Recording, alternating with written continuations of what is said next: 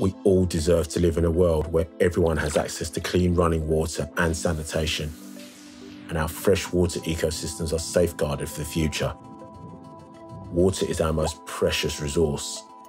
It sustains life everywhere, and we all have a role to play in helping the UN achieve this goal by the year 2030. Water is the driving force of all nature. Every cell in our bodies relies on it to function as it should. Water is needed for all life on Earth. But while the surface of our planet is covered in 71% water, only a small percentage of it is safe to drink, and it's unevenly distributed around the world. Demand for our water is increasing. Over the past century, our global population has tripled, yet the total water supply available remains the same. Today, over 1 billion people are unable to access clean drinking water. It affects all aspects of their lives.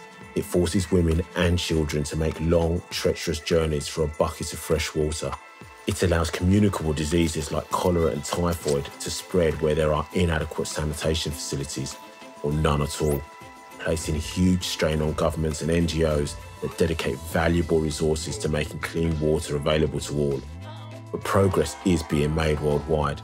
Foreign aid donated by governments and humanitarian organisations like UNICEF has brought improved drinking water sources to 90% of the world's population and improved sanitation to 2/3.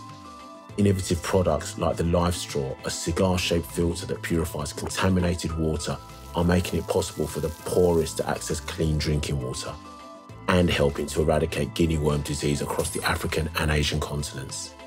While a new invention created by the Bill Gates Foundation, the Janiki Omni processor, turns sewage into clean drinking water and renewable energy, neatly tackling sanitation, water and energy problems all at once.